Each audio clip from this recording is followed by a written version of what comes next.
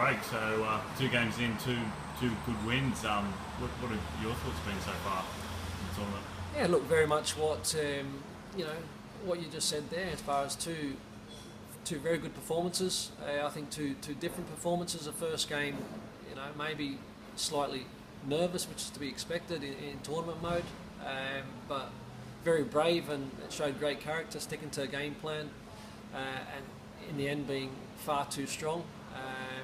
Second game, obviously, I think the team grew in confidence and put in I think, an even more complete performance.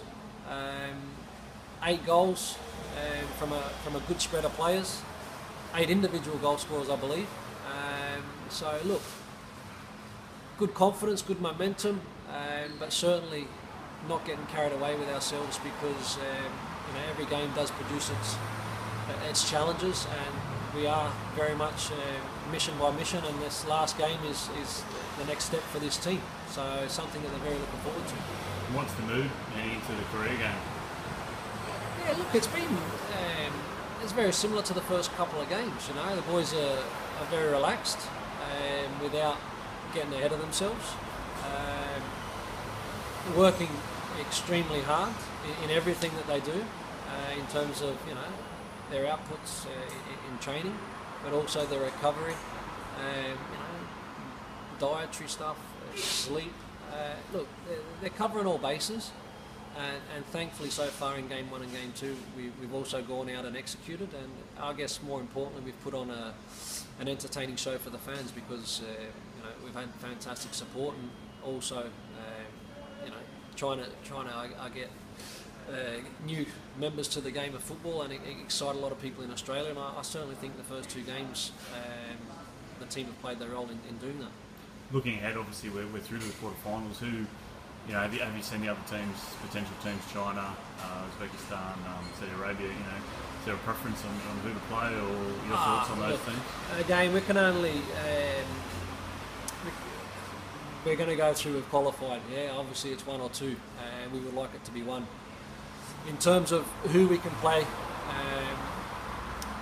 and have we monitored them, or are we watching them? We've got scouts looking at every single game throughout the Asian Cup. Asian Cup is what's very real and what's now, but we've also got World Cup qualifiers starting up 6 months later. So look, there's no preference. We'll have enough information on every team, and like I said, we're confident without being arrogant in terms of if we tick all the boxes in terms of our preparation and what we look to do in our style and implement all those kind of things in the game, that we think we've got a very good opportunity of winning games. And looking at the other teams, further down the line, is there anyone who's impressed you? Japan, Iran, in terms of the football they've played? Look, there's been a lot of good football on show. I'd be lying if I said that I've watched 90 minutes of every single game, because we've been on the road as well, so you're travelling, and we're preparing, so the boys are training, and you've got meals, and so you're getting little bits and pieces, but I think it's been fairly much the usual suspects in what you'd expect. But it's always got a different edge and a different feel when you get to the knockout stages, because then it's real cup football. The group stages, I guess, if anybody was to slip up, there's still an opportunity to try and claw yourself back into a stage where you can kick on and still go further in the tournament. Knockout football, cup football, and then it's a completely different picture. A lot more pressure. So tension, all these kind of things, but something that we're really looking forward to. And can you tell me a little bit about your role, with the team? You've been with the staff for quite a while. Everyone knows your exploits as a player. Yeah. What's your role at the moment? Well, in tournament mode, it's very much as an advisor, a go-between between the players and the coach. Just making sure that the squad is travelling along nicely. If there are any issues, like I said, just being able to talk players through. But look, not really add to. It's like I'm a presence here. I sort of like have a good understanding of everything that's happening. Media, what we're doing now. If you want to turn the camera there, you can see our media. David Banks. We've got all the technical analysis, all training, all the coaches' preparation for sessions. Look, I have a really good overall look at everything, which then, puts me in a good position, I guess, when we are talking and going out through media outlets. It's educated and it's consistent to what we're all doing. So look, it's been very good. It's a role that I really enjoy. It's sort of like got trialled during the World Cup. From that, obviously, it's grown into the Asian Cup, but it's been more an add-on of what I was doing and have been doing for the last couple of years in elite player mentoring anyway. Look, we're trying to help players with their career planning to paint sometimes a different picture for them. They always make their own decisions, but yeah, just supply good information so they can make well-informed decisions. Just jumping on a different tangent for a second, Rangers. I mean, if you've got an opinion what's going on, obviously with Ali and Mike Ashley. Well, it's still messy, unfortunately. I was back for a couple of weeks over Christmas there. Every day, back page paper, stories about Rangers. I was there for 2 weeks. I imagine the people that have been going through that for years now. Look, it's. I hope for the club. I hope that something gets sorted very, very soon, so that they can finally start to make progress and move forward.